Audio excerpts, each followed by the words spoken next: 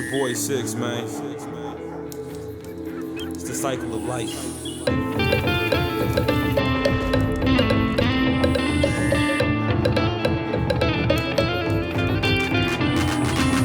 Take a look at the earth, water's a major part. Without it, living organisms wouldn't have a place to start. We got oceans filled with billions of beating hearts of creatures that live shallow and burrow in the dark. Same with the estuaries, rivers, and lakes. They have aquatic ecosystems that grow at their own pace, but there's still a food chain. So who's really safe from plant life? The great whites as predators they face. The zooplankton eaten by the smaller fish eaten by the larger fish within the sharks to get. The humans overlooking all of it, so all of them are targeted. They caught, processed, and then marketed.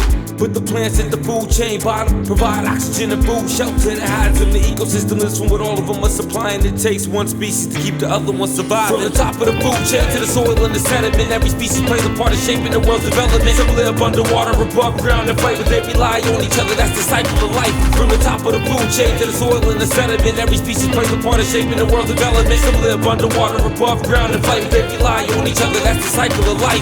The rainfall feeds the vegetation that grows crops, irrigation systems circulating through the feedlots, and even as the cows graze and make waste, a lot is still fertilizes the soil within this giant box. And let's take it where there's major competition. Natural selection increases chances of living. Defense mechanisms keep certain prey hidden, others benefit from each other. Mutualism. Plants are producers, water for photosynthesis, and food is produced for consumers. Omni and herbivores, #1 users of plant nutrients for developing their futures. The carnivores, like the lion, wouldn't have a chance of surviving. They're completely reliant on their prey to have prey for them to be the chain giant. See, the cycle of life is just science. From the top of the food chain to the soil and the sediment, every species plays a part in shaping the world's development. Some live underwater, above ground, and fight, but they rely on each other. That's the cycle of life. From the top of the food chain to the soil and the sediment, every species plays a part in shaping the world's development. Some live underwater, above ground, and fight, but they rely on each other. That's the cycle of life.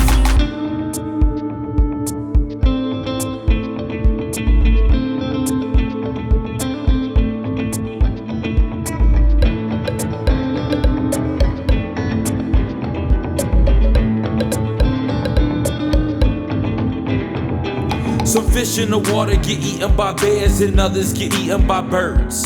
Some birds like to hunt live and others are vultures that go for the seconds and thirds.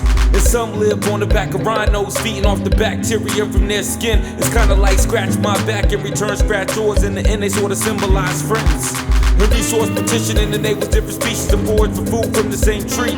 Either different parts of the tree at different times of the day. All the birds have a chance to eat free. And the wind blows pollen and debris, which attracts all sorts of insects like bees, which the birds eat, they get eaten by a bigger prey. Once again, the cycle's 360 degrees. From the top of the food chain to the soil and the sediment, every species plays a part in shaping the world's development. Some live underwater, above ground, and fight, but they rely on each other. That's the cycle of life. From the top of the food chain to the soil and the sediment, every species plays a part in shaping the world's development. Some live underwater, above ground, and fight, but they rely on each other. That's the cycle of life.